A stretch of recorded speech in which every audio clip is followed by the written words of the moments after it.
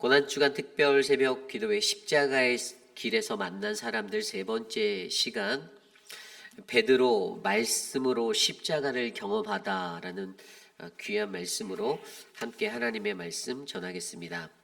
베드로 말씀으로 십자가를 경험하다. 우리가 계속해서 고난주간 특별 새벽 기도회라는 이 시간에 십자가의 길에서 예수가 만났던 사람들의 이야기를 하나씩 살펴보고 있습니다. 첫째 시간에는 우리가 마리아를 통하여서 마리아의 영적 민감성의 이야기를 들었었죠.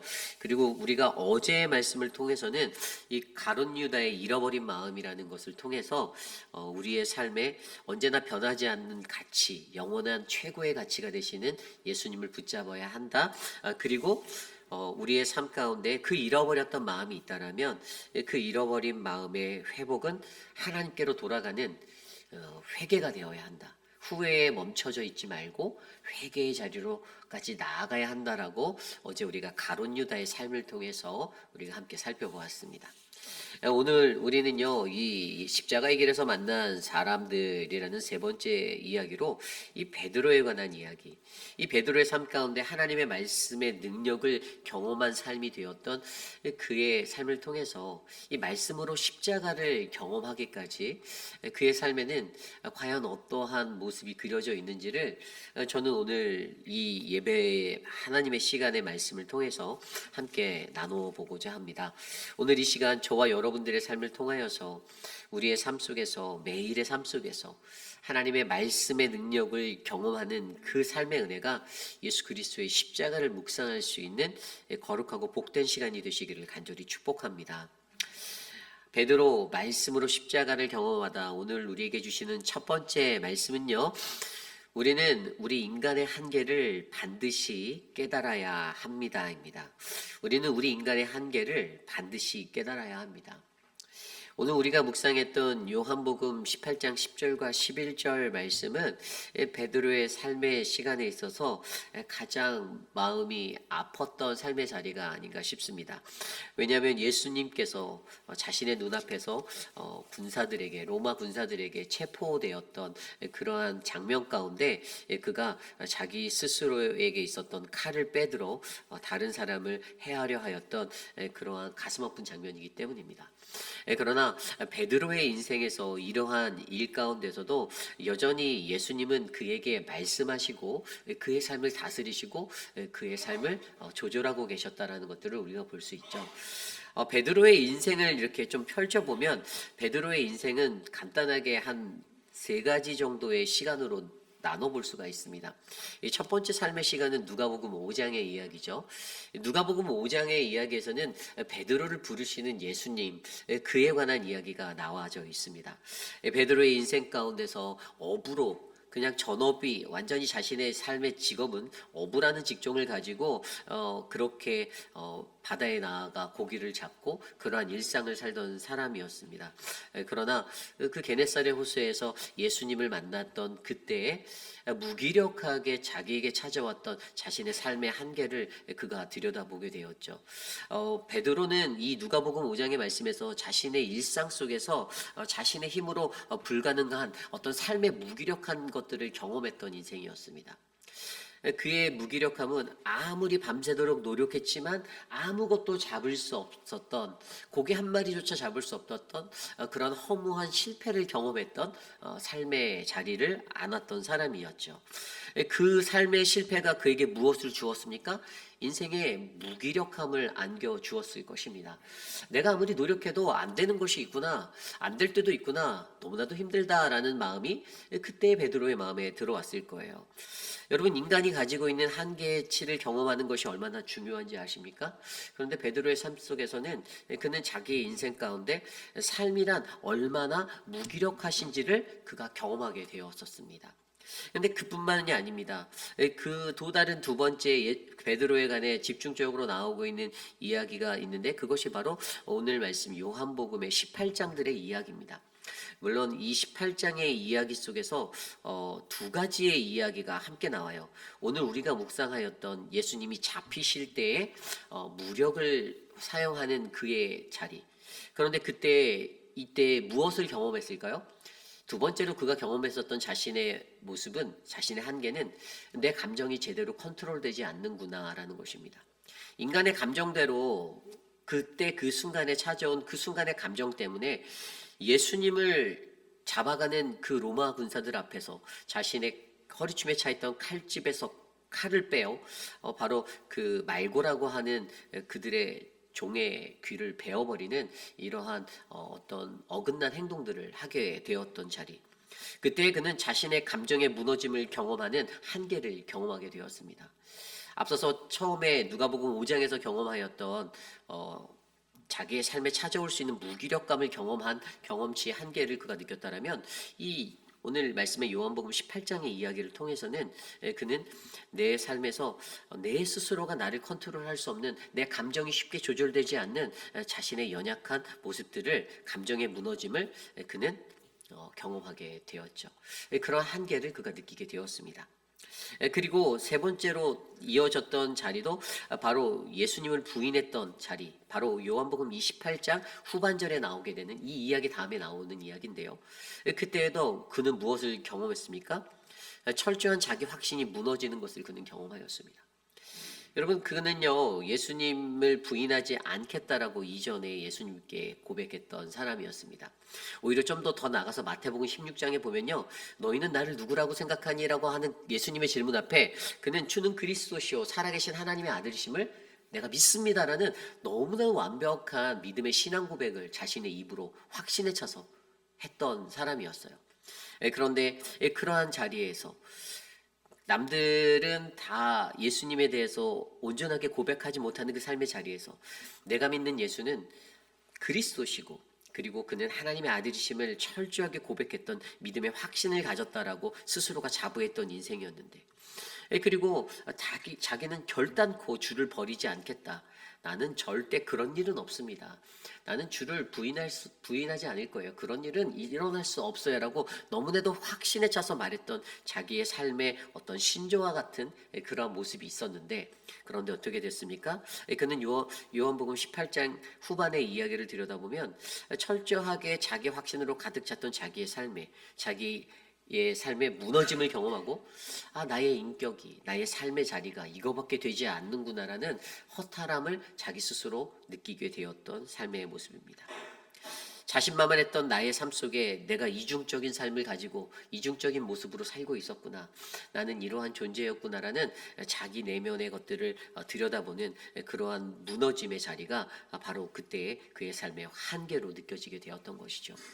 아무리 자기 스스로가 확신하였던 삶이라 할지라도, 그러나 자기 삶 가운데서도 직접적인 실제적인 현장에서 그것들을 끝까지 지켜내지 못하였을 때 그의 내면으로 덮쳐왔던 그 두려움은 철저한 나의 확신도 결국에는 무너질 수밖에 없는 것이구나라는 인간적인 한계를 그는 경험하게 되었던 것입니다. 그렇습니다. 여러분, 우리는 베드로의 삶의 이야기를 통해서 그가 이러한 삶의 자리에서 인생의 순간마다 느꼈던 인생의 한계, 자기 자신의 한계, 여러분, 이 한계를 저는 우리들 또한 우리들의 일상에서 느낄 수 있다라고 바라봅니다. 우리들 스스로도 나는 참 괜찮은 신자인 것 같고, 나는 정말 믿음이 좋은 것 같고, 나는 아무래도 하나님 보시기에 너무나도 괜찮아 보이는 그리스도인 같다라고 나 스스로가 확신하며 살아가지만, 그러나 세상의 풍파와 환경과 그 상황 가운데서 예수 그리스도를 부인하고 예수 그리스도를 모릅니다. 나는 그 사람을 몰라요. 여러분, 말씀을 들여다보면 그가 예수님이 잡히셨고 그가 예수님을 부인하는 그 이야기 있지 않습니까? 그때 그냥 그 문 밖에 서서 예수님이 잡혀있는, 그래서 그렇게 끌려가서 잡혀있고 신문을 당하는 그 자리에 있을 때 주변 사람들이 물어봤잖아요. 첫 번째는 여종이 물어봤어요. 너 저 사람하고 한패 아니야? 너 저 사람하고 같은 동료 아니야? 했더니, 이 여인아, 무슨 말을 하는 거야? 나는 저 사람을 알지 못해. 또 다른 사람이 물어봤을 때 성경 구절에 뭐라고 나오는지 아세요? 이 사람아, 나는 그가 아니야. 나는 그를 몰라. 마지막에도 대제사장의 종이 또 한 번 물어봤을 때에도 나는 절대로 모른다라고 그렇게 부인했던 그의 삶의 자리들. 그러나 그것처럼 저와 여러분 우리의 삶 속에서도 우리가 나의 상황과 환경 가운데 우리의 한계를 바르게 이해하지 못하면 우리도 때때로 이렇게 주님을 부인하고 주님을 모른다라고 말하고 주님을 떠나 그렇게 어려운 환경과 삶의 자리에서 무너지는 처절한 나의 한계들을 경험하는 그런 상황들이 일어날 수 있다는 사실을 저와 여러분들이 기억하셔야만 한다는 것이죠. 그러므로 여러분, 우리 인간의 한계를 여러분들이 인정하시기를 바랍니다. 하나님의 일은 절대로 사람의 힘으로 이루어지지 않습니다. 우리의 힘으로 감당할 수 있는 것이 아니라는 것입니다. 그저 우리는 하나님의 도구로 쓰임 받을 뿐이지 우리가 나의 한계를 인지하지 못한 채 하나님의 사역으로 나아갈 때, 십자가의 길을 걸어갈 때 우리는 분명 그 속에서 수많은 문제 가운데 절망과 좌절을 경험하게 되는 더 큰 아픔을 많이 경험하게 될 것입니다. 그러므로 저는 이곳에 계신 저와 여러분들이 우리들의 삶에 나의 한계를 바르게 깨달아 알아 하나님의 기적을 바라보고 그 속에서 하나님과 동행하는 아름다운 인생이 되시기를 간절히 축복합니다. 이것이 바로 오늘 말씀의 첫 번째, 바로 베드로 말씀으로 십자가를 경험하다 우리는 우리 인간의 한계를 반드시 깨달아야 합니다입니다.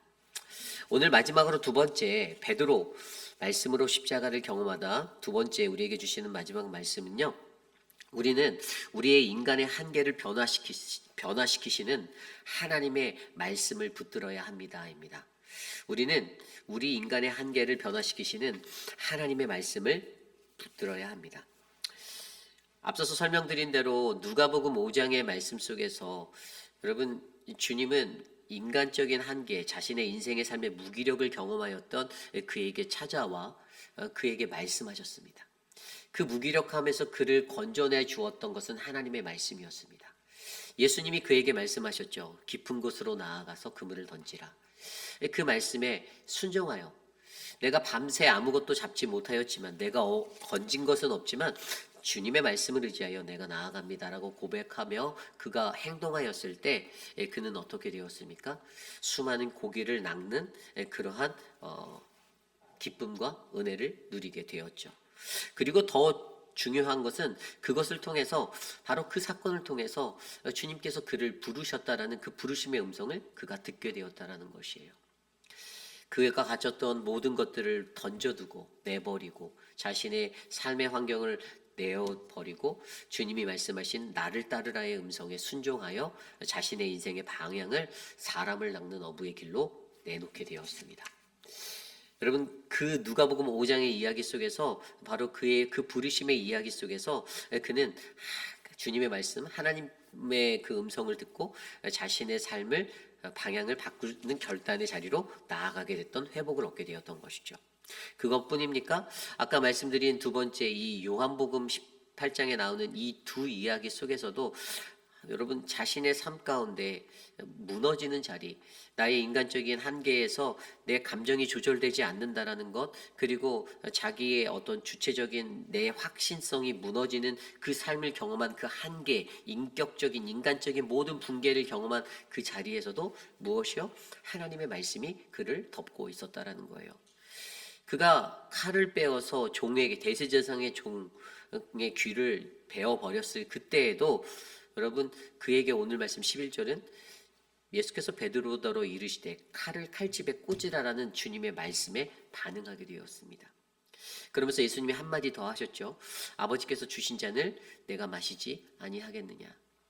내가 아무리 인간적으로 칼을 휘두른다 하여도 주님께서 내게 예비하신 이 십자가의 길을 내가 걷지 않겠느냐, 내가 그 길로 나아가지 않겠느냐라는 너무나도 의미심장한 말씀으로 그의 마음을 멈추게 하십니다. 감정의 조절을 완성시키세요. 그리고 그뿐입니까? 오늘 읽지는 않았지만 요한복음 18장 이후의 말씀에 새벽닭이 울기 전에 내가 나를 3번 부인하라는 그 말씀이 언제 기억났습니까? 이 요한복음 18장과 평행 구절에 동행으로 놓여져 있는 누가복음 22장 61절 62절 말씀에는 주께서 돌이켜 베드로를 보시니 베드로가 주의 말씀 곧 우는 닭이 울기 전에 곧 닭이 울기 전에 내가 3번 나를 부인하리라 하심이 생각나서 밖에 나가서 심히 통곡하였다라고 말씀하고 계십니다. 이것은 그냥 예전에 예수님께서 너가 부인할 거야라고 말씀했던 그 말씀이 단순하게 생각난 것이 아니라 한번 상상해 보십시오. 주님께서 돌이켜 베드로를 보셨다라고 말해요. 그 자리에서 주님이 돌이켜서 베드로와 눈의 시선이 마주쳐서 베드로를 봤던 거예요.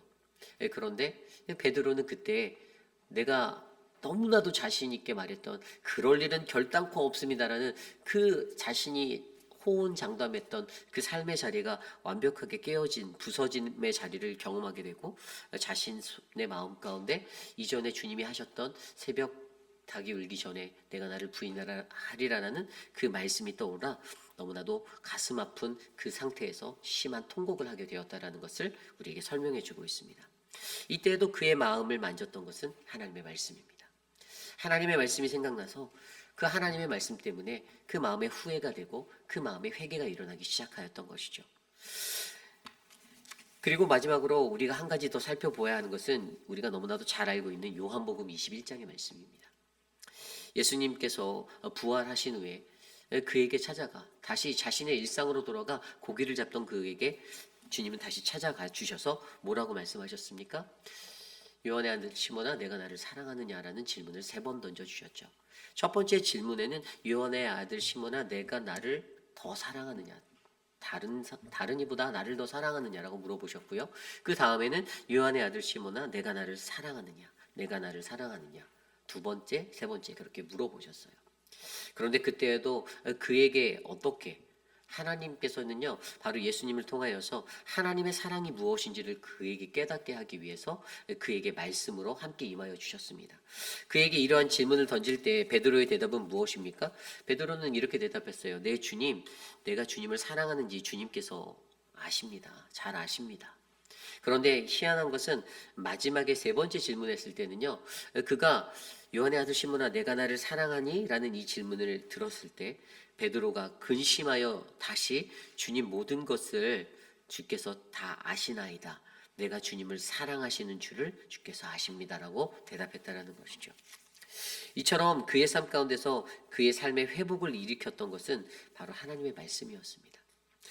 그 하나님의 말씀이 오늘 이 시간 저와 여러분들에게도 우리의 삶의 현장에서 계속해서 부어지고 있어요. 그런데 문제는 그 하나님의 말씀을 우리가 들으면서도 우리가 그 말씀 속에서 주님의 것들을 기억하지 못하고 우리가 회복하지 못할 때가 너무나도 많이 있다는 것입니다.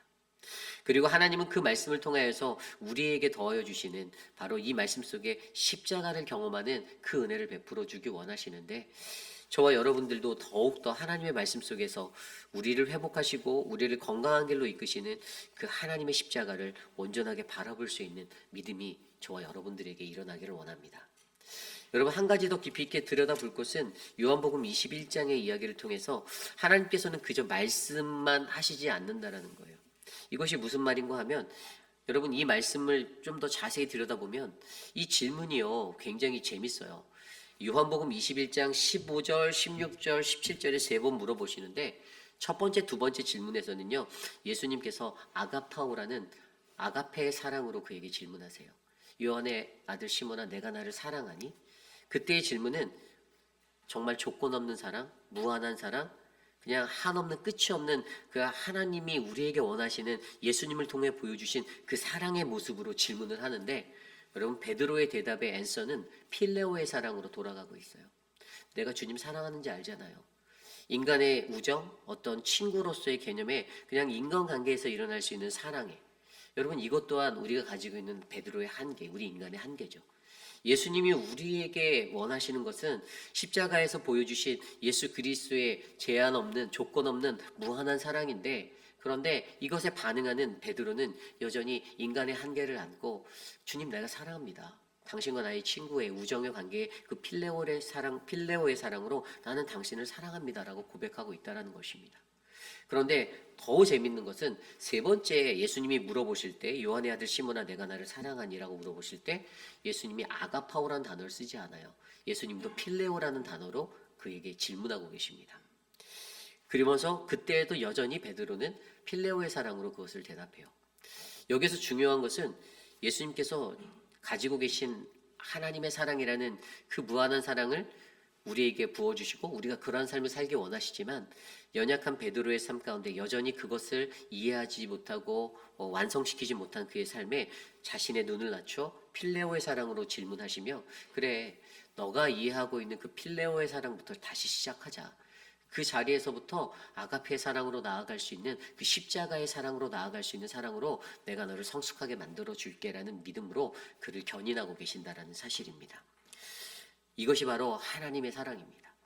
하나님의 사랑은 무조건 아가페의 사랑으로 끝까지 사랑해야 돼라는 것을 강요하시는 것이 아니라 오늘 이 순간 저와 여러분들의 수준에 맞는 필레오의 사랑으로 우리를 이끌어 주시고, 그 필레오의 사랑에서 시작하여서 우리의 사랑이 예수님을 닮은 아가페의 사랑으로 거듭날 수 있도록 우리를 불러주시고 인도하여 주신다는 사실을 기억하시길 바랍니다. 그것이 바로 하나님의 말씀에 담겨져 있는 회복의 능력이에요. 그리고 또 재밌는 사실은 그때 예수님이 뭐라고 말씀하셨어요? 내가 주님을 사랑하는 줄 아시잖아요 라고 말할 때 3번 이렇게 말하셨죠. 내 양을 먹이라, 내 양을 치라, 내 양을 먹이라. 여기서 내 양이 누구의 양이죠? 이것은 하나님의 양입니다. 이것은 내 양, 베드로의 양을 말하는 것이 아니에요. 오늘 여기 있는 나의 양을 말하는 것이 아니에요. 여기에서는 이루스는 내 양, 주님이 자기의 양을 치라는 거예요. 여러분, 이 땅에 있는 모든 양들은 다 주님의 것입니다. 그렇죠? 하나님의 것이에요.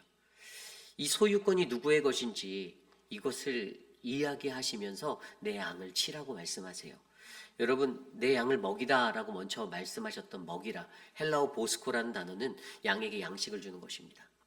양에게 양식을 주는 것이 풀을 먹이는 것이었을까요? 아니요, 영적으로 이것은 하나님의 말씀을 먹이는 것이에요. 그의 영혼을 살리기 위해서 주님의 말씀을 먹이는 것입니다.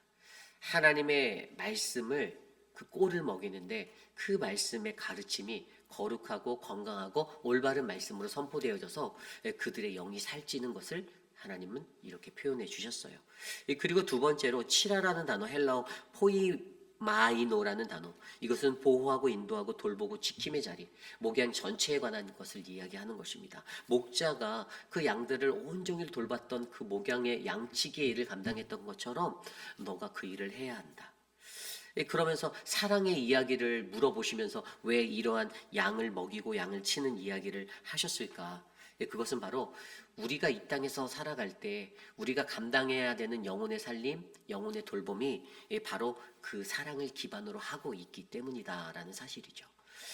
하나님이 우리에게 원하신 사랑은 여전히 우리는 아가페의 사랑에 이르지 못한 존재, 필레오의 사랑의 멈춤의 존재였지만, 그러한 필레오의 사랑을 들어서 아가페의 사랑을 알게 하시고 그것을 깨달아 우리로 하여금 아가페의 사랑으로 우리와 함께하는 수많은 영혼을 돌보고 먹이고 치는 은혜의 삶의 자리에 놓기를 원하신다라는 것들을 저와 여러분들이 깨달으셔야만 합니다. 여러분, 그렇게 예수님께서는요, 하나님의 말씀으로, 그분의 말씀으로 연약해져 있었던 좌절과 절망 가운데, 인간의 한계 가운데서 주저하고 머뭇거리고 있던 그의 인생에 찾아가셔서, 계속해서 찾아가셔서 그의 인생 가운데 하나님의 말씀의 능력을 경험케 하고 그 말씀의 능력으로 십자가를 경험하게 하는 그 은혜의 길을 인도해 주셨습니다. 저는 오늘 이곳에 계신 저와 여러분, 우리 모두에게 그러한 은혜, 우리의 인간의 한계를 변화시키는 바로 하나님의 말씀을 통해서 저와 여러분들이 더욱더 성숙해 되는 은혜의 길을 걸으시기를 간절히 축복합니다. 이제 말씀을 정리하고자 합니다. 오늘 우리는 십자가의 길에서 만난 사람들 3번째 시간 베드로의 이야기를 우리가 살펴보았습니다. 베드로 하면 너무나도 생각나는 게 늘 초대교회 베드로의 그 역할이 너무나도 강했기에 굉장히 신실하고 너무나도 강력한 존재라고 여겼었던 그런 적이 있었어요. 그런데 그의 이야기를 성경 속에서 들여다보면 그 또한 여전히 저와 여러분 같은 연약한 존재였었다라는 거예요. 상황과 환경 가운데서 한계를 경험하고 흔들리기도 하고 배반도 하고, 그러나 우리 주님은 그러한 그에게 찾아가셔서 하나님의 말씀으로, 그분의 말씀으로 그의 삶을 다시 온전한 자리로 회복시키고 올바르게 놓기 원하셔서 움직이셨다라는 것들이 바로 성경이 우리에게 전하는 이야기입니다. 그러므로 저는 저와 여러분 우리의 삶 가운데도 우리가 한계를 경험할 때 그 자리에서 주저하지 마시고 다시 나를 일으키시고 회복하신 하나님, 나의 시야에 적정한 수준으로 눈을 맞춰 나의 사랑의 눈맞춤에 눈을 맞추셔서 하나님의 아가페의 사랑까지 인도하고자 하셨던 그의 삶을 통해, 그래서 결국에 베드로가 순교하잖아요. 아가페의 사랑을 이룬 그 자리에서 그때 그는 순교하였던 것처럼 저와 여러분 우리의 삶도 그러한 믿음의 삶으로 더욱더 거듭나고 성숙해지시기를 간절히 축복합니다. 그러한 의미로 오늘 주신 말씀 속에서 주님, 저는 나의 인생 가운데 나도 베드로처럼 하나님의 말씀으로 나의 십자가를 경험하기 원합니다. 주의 십자가를 경험하기 원합니다. 나의 한계를 말씀의 능력으로 이겨내게, 나의 감정을 다스리게, 인생의 삶의 무기력을 경험하고 감정의 무너짐을 경험하고 나의 자기의 확신이 무너지는 그러한 나의 이중적인 것들을 내가 경험하는 그 한계점에서 하나님의 말씀으로 나를 회복하시는 주님을 만나게 하옵소서. 우리 시간 함께 기도하고 제가 축도로 예배 마치겠습니다. 하나님 감사합니다. 오늘도 우리의 삶 가운데 하나님 함께하여 주셔서 우리가 마주하는 현실 속에서 좌절하지 않게, 절망하지 않게 주님 도와주시기를 간절히 기도합니다. 우리의 삶을 통하여서 주님 일하여 주시고 우리의 삶을 통하여서 나에게 말씀으로 하나님 나를 가르치시고 나를 더욱더 성장케 하시는 주님을 경험하게 하여 주시옵소서. 말씀으로 십자가를 경험하였던 베드로의 삶처럼 우리도 하나님의 말씀의 능력을 경험하며 더욱더 영적인 훈련을 더욱더 많이 경험할 수 있도록 하나님 은혜를 베풀어 주시고, 하나님 우리를 통하여 십자가에서 달리신 주님의 은혜가, 하나님의 영광이 온 세상 가운데 전파되도록 하나님 역사하여 주시옵소서. 주님 도와주시옵소서.